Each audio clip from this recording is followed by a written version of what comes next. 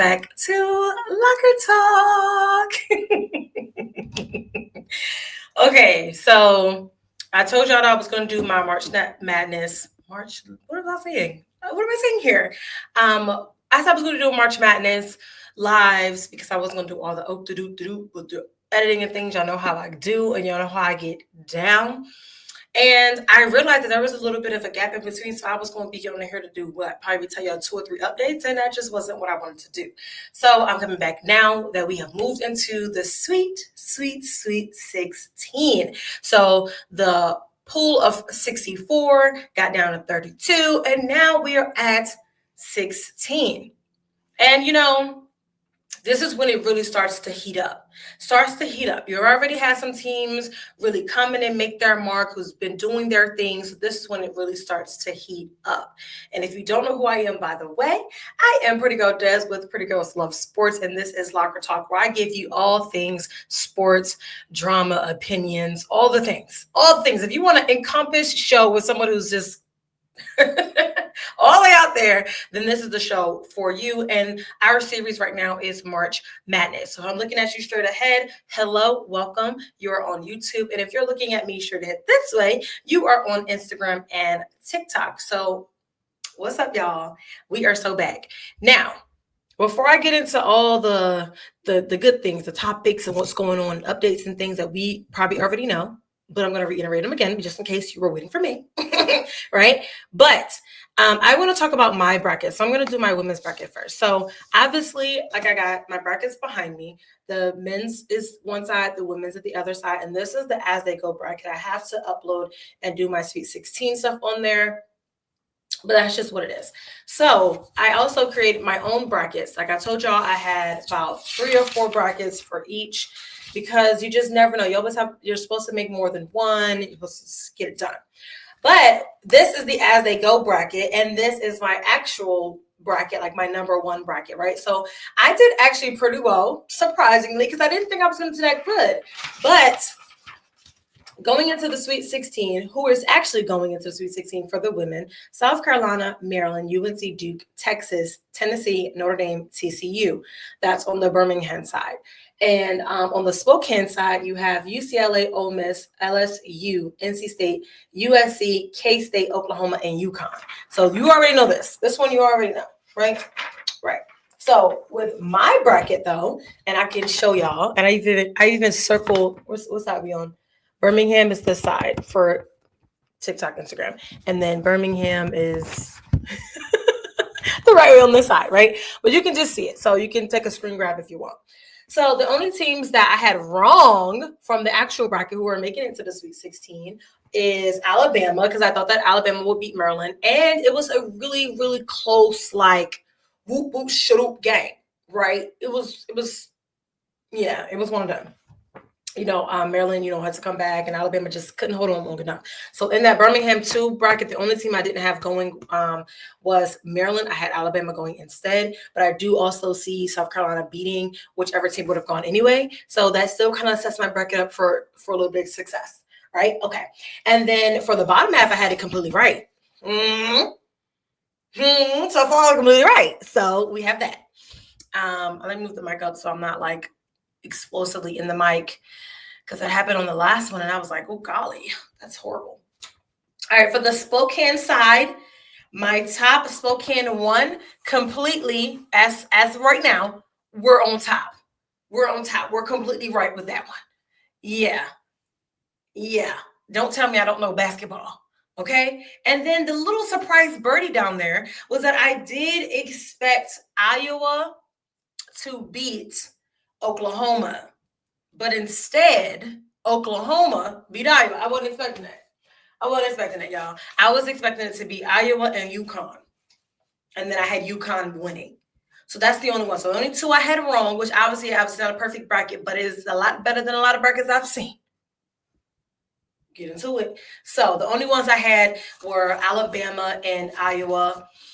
I thought that they would do and be moving on to the Sweet 16. But otherwise than that, my brackets is bracketing. Okay, I don't care what y'all say. It's bracketing. Okay.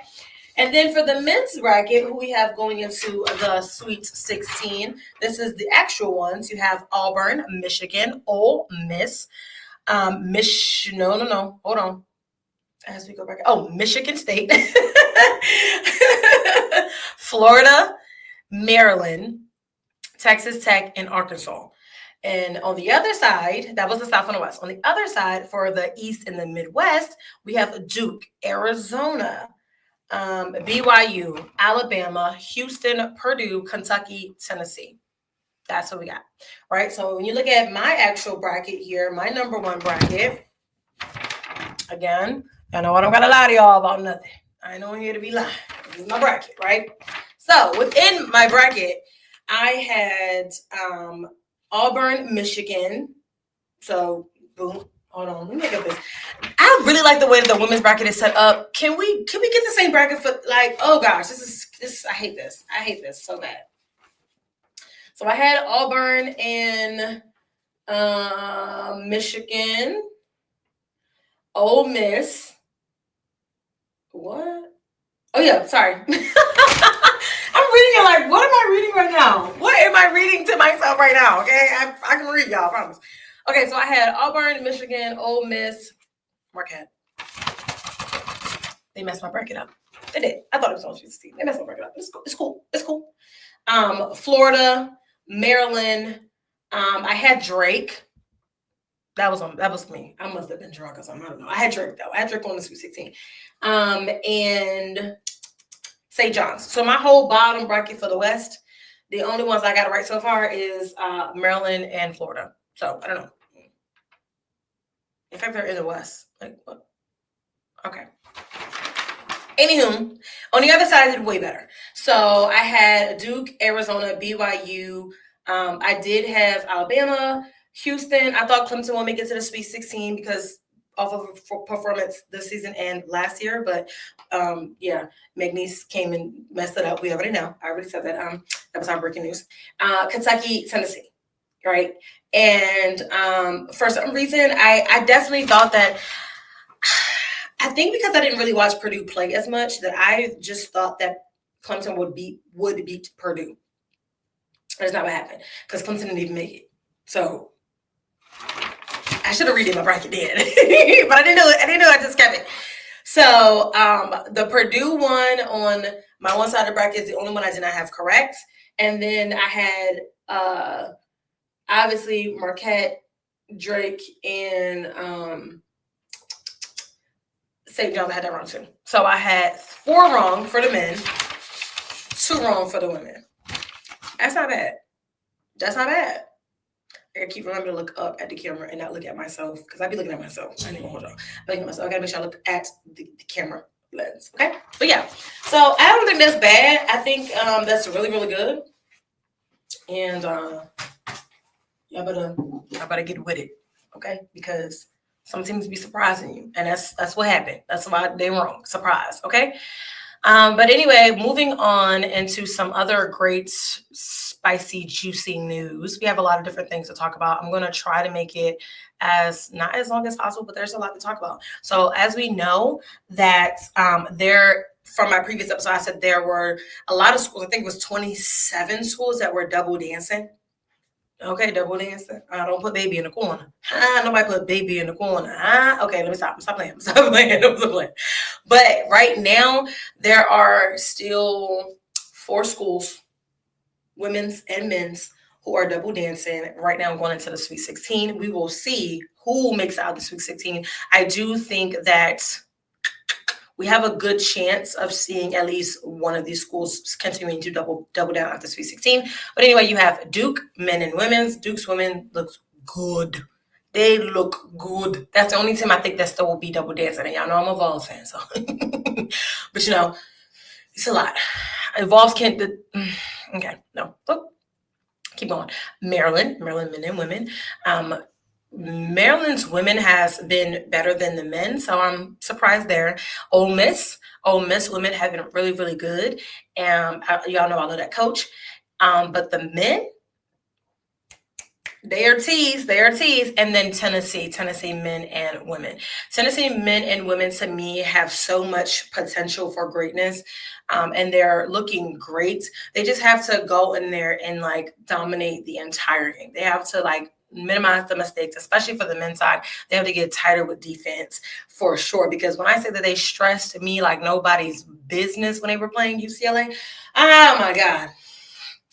Baby girl was stressed. And I happened to be out at a restaurant watching the game. So I was stressed. Okay. So, and Kentucky's going to be it's a hard team for them. Kentucky was hard for them all season. So it's kind of like, is this the redemption game? Is this the like how UCLA finally beat USC at for their conference champion? Like, is it going to be like that? Is Tennessee going to be like, wow, we lost to them twice already? Like, can we make third times the charm? Can we do it the third time when it really, really matters? UCLA won when it really, really matters. So can we win as in Tennessee? Can they make it happen when it really, really matters to go into the Elite Eight? I don't know. I really hope so, but I don't know. Texas has been strategically a really great team, and so has Tennessee being a great team this year. Texas has been better than Tennessee, so that's just a thing there. Not saying that it can't happen, because we've seen already within this March Madness that it can happen. It's March miracles around here, okay? But I believe in the team. I'm rooting for them, and we shall see. Moving on, though, in terms of USC, and this means this is a California team. Juju is out. She is out. She has a torn ACL and she has to get surgery. Now, a lot of people were like, the play from the player was a dirty play and it was wrong, and they were mad at the coach because the coach defended his players. But it's kind of like, it's a twofold there, because if the coach didn't defend the player, then it would be like, oh, the coach doesn't defend our players. When he did, it was, oh, he's defending the dirty.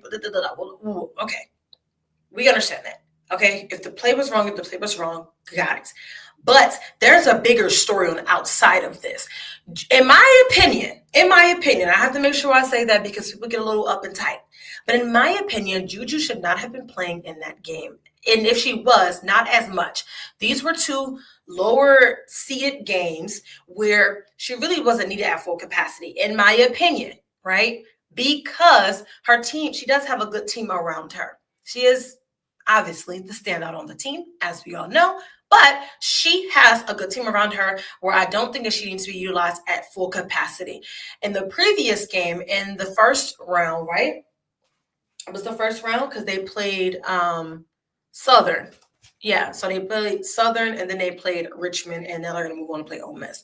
So in the first game, she had something at first where I seen she had like a slight hand injury. She got out for a little bit, or she shook it off and kept going. She was even asked about that hand injury, and as well as her knee injury, because she hit her knee going to the basket after the game. And she was like, just got to keep playing. Nobody cares. I don't think she meant it as like nobody cares and like her coach doesn't think that's not what she meant. I think she just meant like people want her to show up and play basketball and be her best self, which is absolutely correct. We do want you to show up to be your best self and to play your best basketball.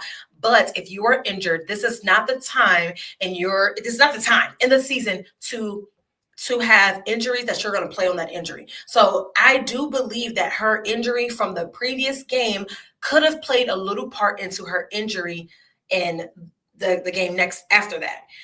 Should have rested a little bit more. She is very much needed, and these two lower seeded games, in my opinion, were not as necessary for her to be in because they are not as strong of a team as Ole Miss, right? They're not as strong as a team. I had them going USC playing. She's not playing Ole Miss. They're playing K-State, and even K-State. Let me go back. I messed that whole thing up. I can't even scratch it because it's alive, so it doesn't matter. But sorry, I was looking at the wrong top of the bracket. So going back to that, I still say what I said. So when they played UNC Greensboro, so When they played UNC Greensboro, she had a hand injury. She hit her knee, had the knee injury there. It was slight. She came out for a little bit. She came back in. Everything I said was straight and accurate, except for the school names they were playing. So that's why I'm going to recap and go back. So then they moved on and was playing Mississippi State. Another lower seeded game where I don't think that she was actually needed for the entire thing. And that's when she really, really hurt herself. So going in, they're going to be playing K-State. Also, to me, really not a super duper as strong as them, because I feel like USC is one of the strongest teams. I have them going to at least the Final Four, right? So K-State, maybe not need her as much as full capacity. She's not going to be there anyway because now she's hurt. But I did have them going to playing against UConn. UConn is a strong team. This is when she really was going to be needed at full strength. In my opinion, I do feel as though she should have rested a little bit more in that Mississippi State game, unless it was absolutely positively necessary that she needed to get in and to risk, and as we see, ran the risk of now tearing her ACL. So I understand all the outrage about it. I understand all the sentiments about it, because absolutely, like, this, to me, this was her moment. This is her year to get to at least the Final Four or the last two standing. So this was supposed to be the year that she got there. And unfortunately, it's not. However, I'm hoping and I'm praying that she has a speedy recovery. I'm hoping that the surgery goes as well as possible and that she's able to hop back in and then recover to then, hey, get to where she needs to go and get to that moment to really take her team to that next moment of possibly winning a national championship. So there's that. Please excuse my mishaps early on. I just want to also just say that again. Okay, moving on, though, we're going to talk about the outrage from the UConn's men coach, Darren Hurley. Anyone? Now, I did have that on my list that UConn was going to play Florida and Florida was going to win. I said, and by both my lives already now, that I feel as though Florida is the top team and in the highest contender, that where they can go and take it all. Even before they already started saying it. When I seen them play in the SEC and I seen how they were playing in the SEC tournament, I said, oh, yeah, Florida's gunning for it all. And then they won the SEC championship. That coach is really, really good. Florida can take it all the way. Florida can win the Natty, right? So I said that. So therefore, UConn coach, when you went into the game, you should have known that Florida is the top seed to, win it all. You were there. You were there. This was you, right? But it was you, right? So really close game, really good game, really tight game, and it always gets so sticky because people are like, well, you didn't call this play, didn't call that foul. Like, okay. Yes, we know that a foul or a lack of a call of one can change the trajectory of the game and blah, blah, blah. But also we have to look at the bigger retrospect of the picture too. Who played the best basketball in the last 2 minutes? In the last 2 minutes of the game, who played the best basketball? I think the winner played the best basketball.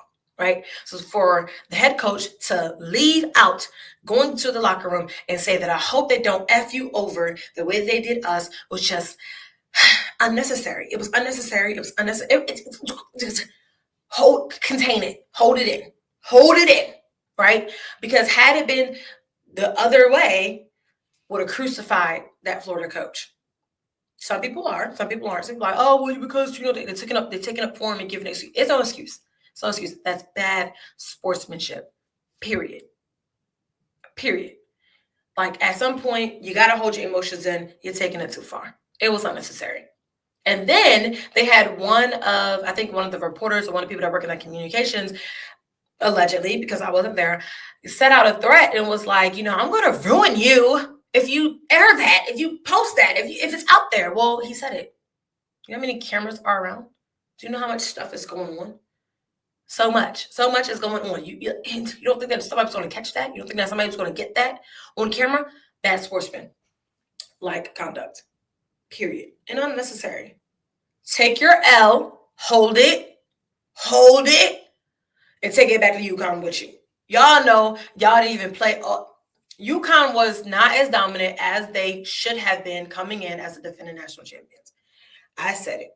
And if you don't like it, well, I don't really care. Okay? I don't really care. I don't really care if you don't like it. I say what I say. Moving on.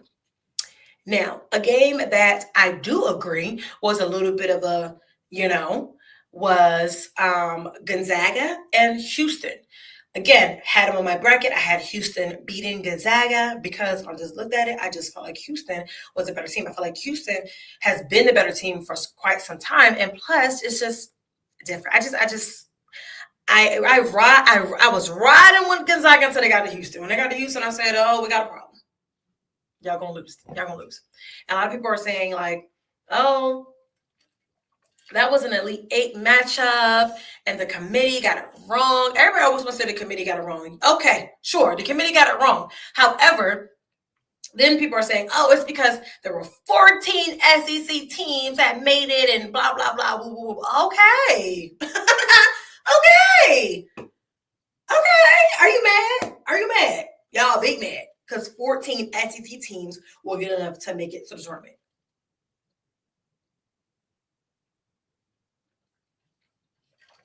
Do y'all want competitive basketball or not? So, yes, we understand that the committee had to do some moving and shaking. Yes, we understand that, right? But, maybe Gonzaga, they came in as what? Number 8. Maybe they should have, been a higher seed. It happened. It happened. That's the point of the tournament. The tournament is to eliminate people. That's a tournament. It was an Elite Eight matchup because those are two elite teams. And yes, Gonzaga is a smaller school, a smaller school, and they be balling. I'm always giving credit where credit is due, but cut the whining and the complaining. Like, just cut it, y'all. Cut it. Just cut it. I understand. Trust me. I understand. But it's done. Gonzaga should have just played good enough to beat Houston. Yeah. I mean, we can keep complaining about things, but it ain't going to change. Houston's moving on. So there's that. Moving on, though. Somebody else says moving on. So there's the news that St. Francis, the really, the small little baby school, St. Francis, that be boiling out. They didn't do as well this year. Okay. But St. Francis is going from D1 to D3. D1, D3. All the scholarships gone. All the money gone. All the money is gone. We can't afford it. What I've read was that it's due to, the NIL and the revenue sharing, and it kind of just, I don't want to say they can't keep up, but it's just like the revenue, the revenue sharing part, they just cannot afford to give, or they don't have it, or whatever their situation is. So they said, yeah, we're just going to go to all the way to D3. We're done with this. We can play in the D3 NCAA tournament. It's really disheartening though, and a lot of people were saying, yeah, Coach Bay was right. If you know who Coach Bay is, if y'all don't know, do your research, okay? And I can say, yeah, it really sucks because they are a really small program, a really small school, but they are an elite program. And no matter what you say, they've had their time and their appearances in the NCAA tournament. They have been a name that you hear, the St. Francis, the St. Mary's, you hear those names and you're like, wow, I love the fact that you get to see some of the smaller programs. You get to see some of the other schools that have, really great coaches and really great players, just elite programs in general, being able to make it into the pool of 64. Like when there's teams that are bigger D1s that don't even make it. So when you see the smaller D1s, and I've said this before, this is a part of why I love March Madness so much, is because you get to see some of the other smaller programs really make it into the tournament. And really, sometimes they show up and they upset some people, some bigger names. So it's the matter that they had to go all the way down to D3, and it's like not even D2. I didn't get an actual explanation of why they couldn't go to D2, but I just think it's really just sad in their program. Like I think that their school at this point, I really feel like it's going to take some major hits and it's going to take some major losses, because I'm thinking that a lot of people actually went to the school, especially the athletes are going there because they're part of a D1 program.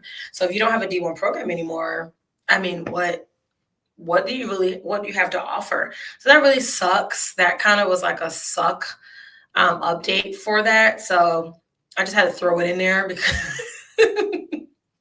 I had to throw the bad news in there before I take it to the good news, because the good news is that the head coach from Norfolk State University women's basketball team is now the new head coach for the Auburn University Tigers. So he went from MEAC to the SEC.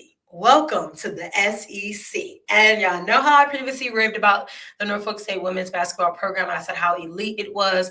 I said how they really have been building a program over there. It's been something that's been magnetic, something that's been really awesome and really great for them to get back to the tournament, for them to play and have higher seeding. Like, they almost upset Maryland.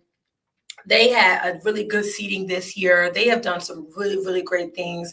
MEAC champions several years in a row. So the fact of the matter that this coach has really revamped and changed that program, and now it's going to be taking it to Auburn, I think that's just absolutely amazing. I know some people are like, the coaches always leave the HBCUs. I know, but was he supposed to turn it up? Was he supposed to turn it down? Was he supposed to turn it down? What's he supposed to turn it back? If it was you, was you going to turn it down? If it was you, was you turning it down? I don't think he was. Right? Just the same way that we know that people don't turn it down. People do not turn it down. For some reason, I only have his initials here. So let me go back. Was he supposed to turn it down? Be for real. Okay, Larry Vickers. So sorry, I had to go and look because for some reason I only had LV at him. I was moving too fast. But yeah, new head coach at Auburn, Mr. Larry Vickers. So yeah. How about that? And you know who else has a new job? Who else has a new job and making history in the NCAA for the first time ever? There is a first time ever father and son duo now being head coaches in the same conference in the Big East.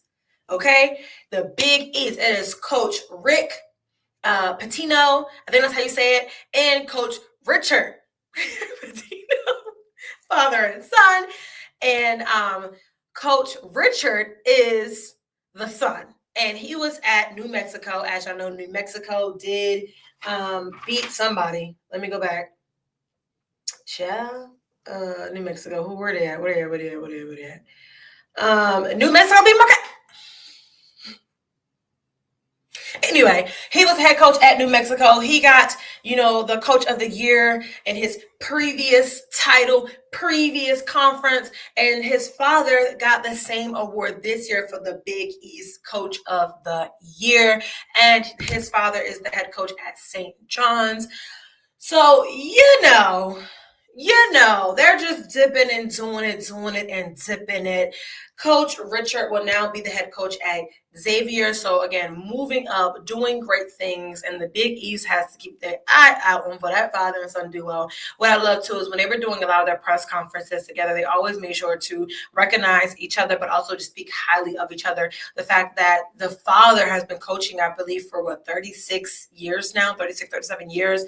And I think the son is now in year maybe, is it 13 or so? Feel free to correct me there. But they have been coaching for some time, and the father just raves about his son. I think that's just the most sentimental and great thing.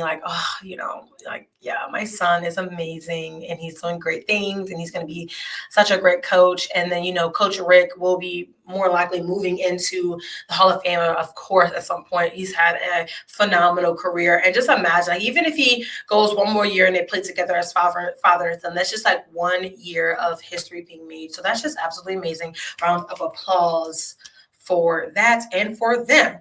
All right, I'm almost at the end of what I have to say because, I like to try to keep these shows about 30 to 40 minutes because I don't want to be yapping on for too much longer, but y'all not get on here and I'll be yapping. But I had to make sure it was structured yap today. Okay? Structured yap. All right. Now, moving on to Alabama State women's basketball. Their Coach Frida Freeman Jackson, is retiring after 27 years. So, congratulations on your retirement. Congratulations on having a great career. She's made 3 NCAA tournament appearances, and she has been the SWAC's Coach of the Year twice. So, she has had a great career doing great things, and I just wish her well as she moves in to her next doors that are opening, her next life that she has outside of coaching, career, whatever she decides to do. So congratulations there, Coach Freeman Jackson. Freeman Jackson. I don't know why that was so hard for me to say just then. Girl, get it together.